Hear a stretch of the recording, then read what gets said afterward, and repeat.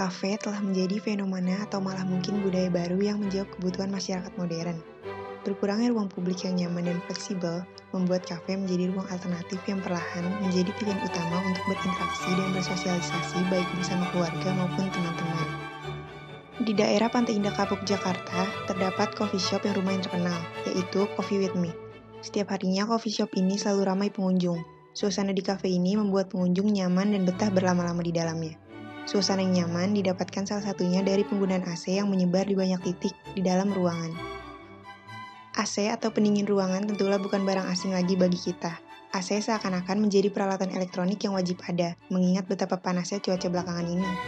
Penggunaan AC dapat memberikan efek negatif terhadap lingkungan, khususnya yang dapat diakibatkan oleh komponen utama pada AC itu sendiri, yakni freon. Freon merupakan nama dari bahan kimia klorofluorokarbon atau CFC. Freon dan refrigeran lain yang beracun dan dapat menyebabkan keracunan bahkan sampai kematian. Freon atau CFC merupakan penyebab global warming yang menjadi penyebab banyaknya perubahan di lingkungan hidup, mulai dari meningkatnya suhu muka bumi sampai mencairnya es di kutub yang saat ini semakin dapat dirasakan dampaknya.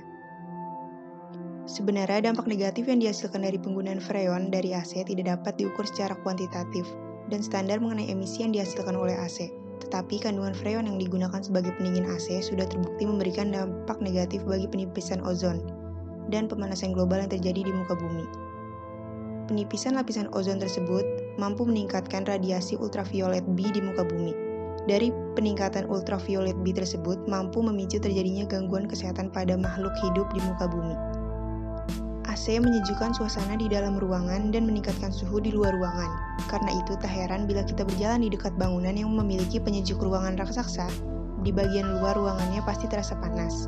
Bayangkan bila ada banyak bangunan yang menggunakan AC, bisa dibayangkan berapa besar peningkatan suhunya.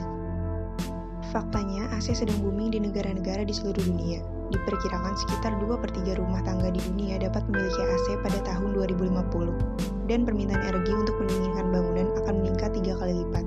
Semua permintaan tambahan itu akan menghasilkan lebih banyak emisi gas rumah kaca yang berkontribusi pada pemanasan global.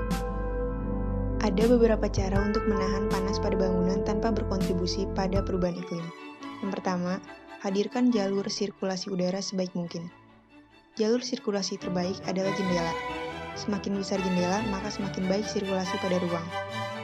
Selanjutnya, tanam pohon di sekitar bangunan. Cara membuat ruangan dingin tanpa AC yang paling alami adalah menanam pohon. Tanamlah pohon dengan daun rimbun seperti kersen, tabebuya, dan pucuk merah. Daun rimbunnya dapat menghalau sinar matahari yang langsung menghadap ke bangunan. Udara pun akan menjadi lebih adem. Selanjutnya, membangun langit-langit yang tinggi. Cara membuat ruangan dingin tanpa AC ini sifatnya permanen tapi sangat efektif. Semakin tinggi jarak antara lantai dengan langit-langit, maka akan membuat semakin sejuk ruangan.